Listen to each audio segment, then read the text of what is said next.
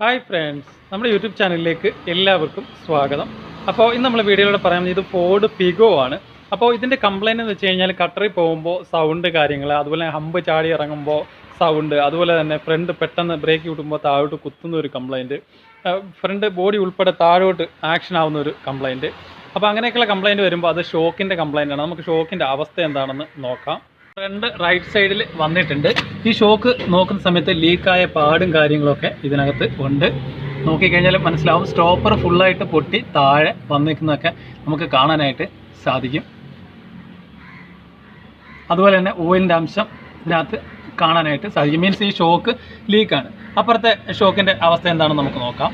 Left സൈഡിലെ front ഷോക്കിൻ്റെ എടുത്ത് വന്നിട്ടുണ്ട്. ഇതിൽ നോക്കുമ്പോൾ മനസ്സിലാക്കാനായിട്ട് സാധിക്കും. ഇതിനകത്തും അത്രയും രീതിയിലുള്ള പ്രശ്നമില്ല, പക്ഷേ സ്റ്റോപ്പറും കാര്യങ്ങളൊക്കെ പൊട്ടിയിട്ടുണ്ട്. അതുപോലെ തന്നെ ചെറിയ ലീക്ക് ഇതിനകത്ത് വന്ന് തുടങ്ങിയിട്ടുണ്ട്. മീൻസ് ഈ രണ്ട് ഷോക്ക് നമുക്ക് മാറ്റേണ്ടതായിട്ടുണ്ട്. അപ്പോൾ ഷോക്ക് എന്തായാലും നമുക്ക് അഴിച്ചെടുക്കാം. ഷോക്ക് അഴിച്ചെടുക്കാനായിട്ട് മുകളിലായിട്ട് 3 നട്ട് വരുന്നുണ്ട്. 1, 2, 3 നട്ട്.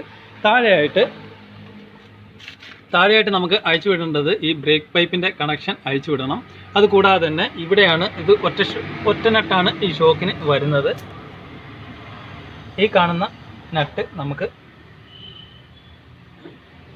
നട്ട് അഴിച്ചെടുത്ത് കഴിഞ്ഞാൽ ഷോക്ക് താഴോട്ട് നമുക്ക് ഊരിയെടുക്കാനായിട്ട് സാധിക്കും.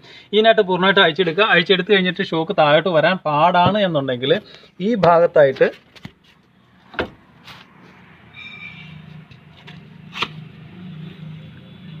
കുറച്ച് താഴോട്ട് വെച്ചതിന് ശേഷം ഈ ഭാഗത്തായിട്ട് ഒരു നമ്മൾ എന്തെങ്കിലും ചിസിൽ പോലുള്ള സാധനങ്ങൾ വെച്ചിട്ട് ഇതിൻ്റെ ഇടയ്ക്ക് ശകലം അടിച്ചു കഴിഞ്ഞാൽ ഇത് വികസിച്ച് കഴിഞ്ഞാൽ നമുക്ക് ഫ്രീ ആയിട്ട് ഷോക്ക് താഴോട്ട് ഊരിയെടുക്കാനായിട്ട് സാധിക്കും.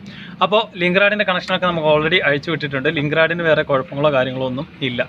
മീൻസ് ഷോക്കിൻ്റെ തന്നെയാണ് ഷോക്ക് മൗണ്ടിങ് എല്ലാം നമുക്ക് മാറേണ്ടതായിട്ടുണ്ട്. അപ്പോൾ എന്തായാലും നമുക്ക് ഷോക്ക് അഴിച്ചെടുക്കാം. ടൈപ്പിൻ്റെ അവിടെ വരുന്നത് ഈ ലോക്കാണ്, സി ടൈപ്പ് ലോക്കാണ്. ഇതിൻ്റെ അടിയിൽ കൂടെ ഇങ്ങനെയാണ് ഇതിൻ്റെ ലോക്ക് വരുന്നത്. ഇതിൻ്റെ മെയിൻ ബോൾട്ട് ഈ ഭാഗത്തുനിന്ന് വരുന്നത് ഈ ടൈപ്പ് ബോൾട്ടായിരിക്കും, വലിയ ത്രെഡ് ടൈപ്പ് ബോൾട്ടായിരിക്കും. കൂടുതലും ഫോർഡിനൊക്കെ ഷോക്കിന് വരുന്നത് വലിയ ത്രെഡ് ഉള്ള ടൈപ്പ് ബോൾട്ടായിരിക്കും. ഇത് 15 ഇതിൻ്റെ സൈസ് വരുന്നത്. മുകളിൽ കാണുന്ന നട്ട് വരുന്നത് 13 സൈസിൻ്റെ നട്ടായിരിക്കും വരുന്നത്. ഇതിൻ്റെ ഫ്രണ്ട് ഷോക്ക് റൈറ്റ് സൈഡിൽ അഴിച്ചെടുത്തിട്ടുണ്ട്. ഇതാണ് ഇതിൻ്റെ ഷോക്ക് വരുന്നത്. അപ്പോൾ ഇത് നമുക്ക് പീസാക്കി എടുക്കേണ്ടതായിട്ടുണ്ട്. കംപ്രസ് ചെയ്തിട്ട് സ്പ്രിംഗ്ലർ ഉപയോഗിച്ചിട്ട് കംപ്രസ് ചെയ്യുക. ഇവിടെ വരുന്ന നട്ട് അഴിച്ചെടുത്തിട്ട് നമുക്ക് ഷോക്ക് സെപ്പറേറ്റ് ആക്കി എടുത്തിട്ട് ഷോക്കിൻ്റെ കണ്ടീഷൻ എങ്ങനെയുണ്ടെന്ന് നോക്കാം. അപ്പോൾ ഈ ഭാഗത്ത് നോക്കിയാൽ നമുക്ക് മനസ്സിലാവും. ഇവിടെ ഓയിലിൻ്റെ മയവും കാര്യങ്ങളൊക്കെ ഉണ്ട്. ഇതൊക്കെ ഫുള്ള് പൊട്ടി ഇരിക്കുകയാണ്. അപ്പോൾ എന്തായാലും നമുക്കിത് സ്പ്രിംഗ് കംപ്രസർ ഉപയോഗിച്ച് കംപ്രസ് ചെയ്തിട്ട് ഷോക്ക് സെപ്പറേറ്റ് ആക്കി എടുത്തിട്ട് ഷോക്കിൻ്റെ കണ്ടീഷൻ എങ്ങനെയുണ്ടെന്ന് നമുക്ക് നോക്കാം. സ്പ്രിംഗ് കംപ്രസർ ഉപയോഗിച്ച് 2 സൈഡും കംപ്രസ് ചെയ്തിട്ടുണ്ട്. ഈ നട്ട് നമ്മൾ ലൂസ് ചെയ്ത് വെച്ചിട്ടുണ്ട്. ഇത് 18 നട്ടാണ് വരുന്നത്. അപ്പോൾ നട്ട് നമ്മൾ അഴിച്ചെടുത്തു. ഇതാണ് ഇതിൻ്റെ മൗണ്ടിങ്. ഇത് മുകളിൽ കാണുന്നതിൻ്റെ മൗണ്ടിങ് ആണ്. ഇതാണ് ഇതിൻ്റെ ബെയറിങ് വരുന്നത്. ഈ ബെയറിങ്ങിന് സ്റ്റക്ക് ഉണ്ടെങ്കിൽ സ്റ്റിയറിങ് നല്ല രീതിയിൽ ടൈറ്റ് ആവാനുള്ള ചാൻസ് കൂടുതലാണ്. ഓക്കെ, ഇനി നമുക്ക് സ്പ്രിങ് ഊരിയെടുക്കാം. ഇത് ഇതിൻ്റെ ഡസ്റ്റ് ബൂട്ടാണ് വരുന്നത്. ഇത് ഇതിൻ്റെ സ്റ്റോപ്പർ ബുഷാണ് വരുന്നത്. അപ്പോൾ ഇവിടെ നമുക്ക് നോക്കിയാൽ മനസ്സിലാവും നല്ല രീതിയിലുള്ള കളർ വ്യത്യാസം നമുക്ക് ഈ ഭാഗത്ത് മുതൽ ഈ ഭാഗം വരെയുള്ള കളർ വ്യത്യാസം നമുക്ക് നോക്കിക്കഴിഞ്ഞാൽ മനസ്സിലാക്കാനായിട്ട് സാധിക്കും. ഒരു ഡാർക്ക് കളർ ഇത്രയും ഭാഗത്ത് വരുന്നുണ്ട്. അപ്പോൾ ഇത്രയും ഭാഗമാണ് ഏറ്റവും കൂടുതൽ ഷോക്ക് വർക്ക് ചെയ്യുന്ന ഏറ്റവും ഭാഗം. ഇവിടം മുതൽ ഇവിടെ വരെയുള്ള ഭാഗത്താണ് ഏറ്റവും കൂടുതൽ ഷോക്ക് വർക്ക് ചെയ്യുന്നത്. സാധാരണ നമ്മൾ റോഡിൽ ഹമ്പൊക്കെ ചാടുമ്പോൾ. അപ്പോൾ ഈ ഭാഗത്തെ കളർ വ്യത്യാസം നോക്കിക്കഴിഞ്ഞാൽ മനസ്സിലായി. ഇവിടോട്ട് നോക്കിക്കഴിഞ്ഞാൽ ഗ്യാസ് ലീക്കായതിൻ്റെ ഓയിൽ പാടും കാര്യങ്ങളൊക്കെ നമുക്ക് മനസ്സിലാക്കാനായിട്ട് സാധിക്കും. ഇനി നമുക്ക് ഇതിൻ്റെ ഷോക്കിൻ്റെ വർക്കിംഗ് എങ്ങനെയുണ്ടെന്ന് നോക്കാം.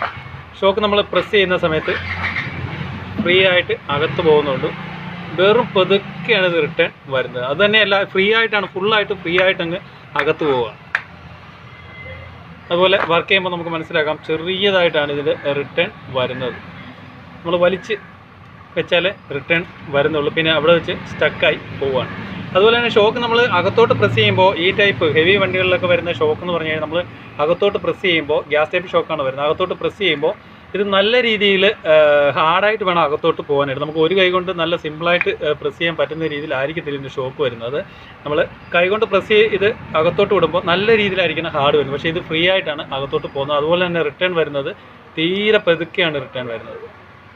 അപ്പോൾ ഈ തീരെ പതുക്കെ റിട്ടേൺ വരുന്ന സമയത്ത് നമുക്ക് വണ്ടിയിൽ ആ ഒരു മുഴക്കം, അതായത് ഷോക്ക് വർക്ക് ചെയ്യുന്നതിൻ്റെ ആ മുഴക്കം നല്ല രീതിയിൽ നമുക്ക് കേൾക്കാനായിട്ട് സാധിക്കും. ഇത്രയിടം നല്ല ഫ്രീ ആണ്, കാരണം ഏറ്റവും കൂടുതൽ വർക്ക് ചെയ്യുന്നത് ഇത്രയിടം. അപ്പോൾ ഇതിൻ്റെ സ്റ്റമ്പിൻ്റെ തേയ്മാനം കൊണ്ട് ഇതിൻ്റെ സൈഡിൽ ലീക്കാവും. അങ്ങനെയാണ് ഇതിൻ്റെ ഗ്യാസിൻ്റെ ഓയിൽ വെളിയിലോട്ട് വരുന്നത്. അതുകൊണ്ട് നമുക്ക് നോക്കിയാൽ മനസ്സിലാവും. അപ്പോൾ പുതിയ ഷോക്കിൻ്റെ ആക്ഷൻ നമുക്ക് എങ്ങനെയുണ്ടെന്ന് നോക്കാം.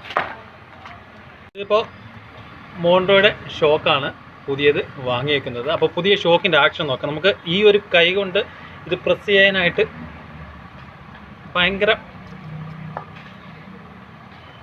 പാടാണ്. അതുപോലെ റിട്ടേൺ വരുന്നത് നമുക്ക് നോക്കിയാൽ മനസ്സിലാക്കാം, നല്ല രീതിയിലുള്ള ഫാസ്റ്റിലായിരിക്കും വരുന്നത്.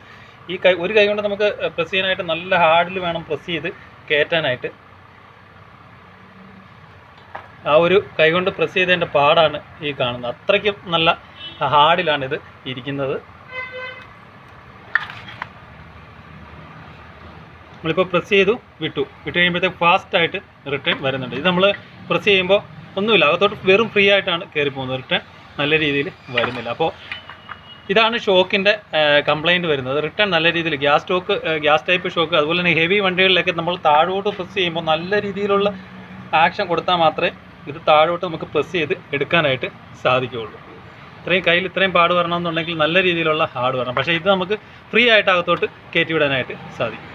അതുപോലെ തന്നെ റിട്ടേൺ വരുന്നില്ല, വളരെ കുറവാണ്. ഈ ഭാഗത്തായിട്ട് റിട്ടേൺ വരുമ്പോഴത്തേക്ക് പിന്നെ ബാക്കിലോട്ട് റിട്ടേൺ വരാനായിട്ട് തീരെ പാടാണ്.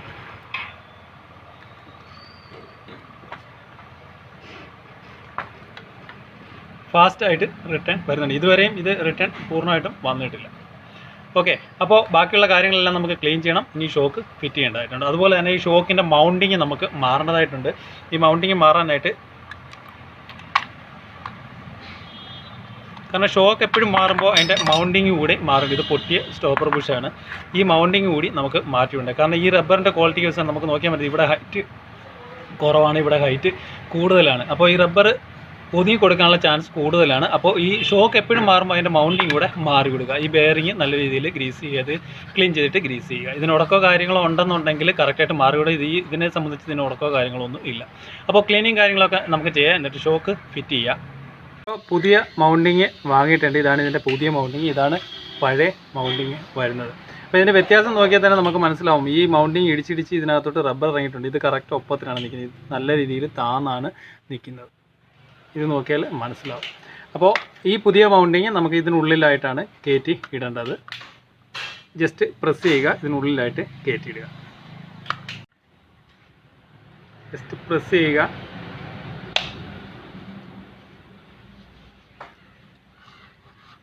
അപ്പോൾ ഇതാണ് ഇതിൻ്റെ ബെയറിങ് വരുന്നത്. ബെയറിങ്ങിന് സ്റ്റക്കോ കാര്യങ്ങളോ ഉണ്ടെന്നുണ്ടെങ്കിൽ കറക്റ്റായിട്ട് ബെയറിങ് മാറി വിടുക. ഓക്കെ, ഇനി നമുക്കിത് ഷോക്ക് സെറ്റ് ചെയ്യാം. നമ്മളിപ്പോൾ ഷോക്ക്, ഡസ്റ്റ് ബൂട്ട്, അതുപോലെ തന്നെ ഇതിൻ്റെ സ്റ്റോപ്പർ ബുഷ് എല്ലാം ഇട്ടിട്ടുണ്ട്. ഇവിടെ ഒരു ശകലം ഗ്രീസ് തൂത്തിട്ടുണ്ട്. ഇനി ഈ ഷോക്ക് അതിൻ്റെ സ്പ്രിങ് ഇതിനുള്ളിൽ കറക്റ്റായിട്ട് കയറ്റിയിടുക. കയറ്റിയിടുമ്പോൾ പ്രത്യേകം ശ്രദ്ധിക്കേണ്ടത് ഇവിടുത്തെ വെട്ട് കറക്റ്റായിട്ട് വേണം കയറ്റി ഇടാനായിട്ട്. ഇവിടെയാണ് ഇതിൻ്റെ സ്പ്രിങ്ങിൻ്റെ ലൊക്കേഷൻ വരുന്നത്. ഈ ഭാഗത്ത് കറക്റ്റായിട്ട് കയറ്റിയിടുക. ഇനി നമുക്കിതിൻ്റെ മൗണ്ടിങ് ആണ് ഫിറ്റ് ചെയ്യേണ്ടത്. നമുക്കിതിൻ്റെ മൗണ്ടിങ് ആണ് ഇടേണ്ടത്. ഇത് ജസ്റ്റ് കയറ്റി വെക്കുക. ഇതിന് പ്രത്യേകിച്ച് പാടോ കാര്യങ്ങളോ ഒന്നുമില്ല, ജസ്റ്റ് കയറ്റി വെക്കുക. ഈ ഭാഗത്തായിട്ട് സ്പ്രിങ് കറക്റ്റ് ലോഡാണോ നോക്കുക. ഇനി നമുക്കിതിൻ്റെ 18ൻ്റെ നട്ടാണ് ഇടേണ്ടത്.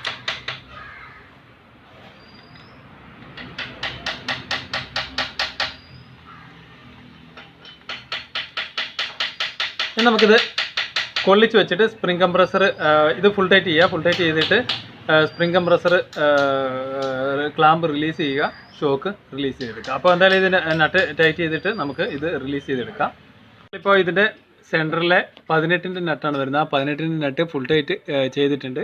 അതുപോലെ തന്നെ സ്പ്രിംഗ് കംപ്രസർ റിലീസ് ചെയ്തിട്ടുണ്ട്. അപ്പോൾ ഇതിൻ്റെ ഷോക്ക്, അതിൻ്റെ കൂടെ തന്നെ ഈ ഷോക്ക് നമ്മൾ മാറുമ്പോൾ മൗണ്ടിങ് കറക്റ്റായിട്ട് മാറി വിടുക. ഇതാണ് ഇതിൻ്റെ പഴയ മൗണ്ടിങ്. റബ്ബറിൻ്റെ പല അളവ് കണ്ടാൽ ഇവിടെ താന്നിരിക്കുന്നു, ഇവിടെ പൊങ്ങിയിരിക്കുന്ന ആ ഒരു അളവ് കണ്ടു കഴിഞ്ഞാൽ നമുക്ക് മനസ്സിലാക്കാനായിട്ട് സാധിക്കും. അപ്പോൾ മൗണ്ടിങ് കറക്റ്റായിട്ട് മാറ്റി കൊടുക്കുക. തന്നെയല്ല, ഇവിടെ തുരുമ്പ് പിടിച്ചിട്ട് ഈ ബോൾട്ട് ഒടിയാറായിട്ട് നിൽക്കുന്ന ഒരു അവസ്ഥയാണ് ഇതിൽ കാണുന്നത്. അപ്പോൾ ഇതിൻ്റെ ഷോക്ക് നമ്മൾ മാറിയിട്ടുണ്ട്. അതുപോലെ തന്നെ ഇതിൻ്റെ ഷോക്കിന് ലെഫ്റ്റ് റൈറ്റ് വ്യത്യാസമുണ്ട്. ലെഫ്റ്റ് സൈഡിലെ ഷോക്കും റൈറ്റ് സൈഡിലെ ഷോക്കും തമ്മിൽ വ്യത്യാസമുണ്ട്. ഇതിൻ്റെ ക്ലാമ്പിനാണ് ഇതിൻ്റെ വ്യത്യാസം വരുന്നത്. അപ്പോൾ ഈ പോർഷനിലാണ് നട്ട് വന്നിട്ട്, താഴത്തെ നട്ട് വന്നിട്ട്, ബോൾട്ട് വന്നിട്ട് മുറുകുന്നത് ഈ ഒരു ആംഗിളിലായിരിക്കും മുറുകുന്നത്. ഇതാണ് ഇതിൻ്റെ ബ്രേക്ക് പൈപ്പിൻ്റെ ലോക്ക് വരുന്നത്. ഇത് സ്റ്റെബിലൈസർ ലിങ്കിൻ്റെ ഹോള് വരുന്നത്.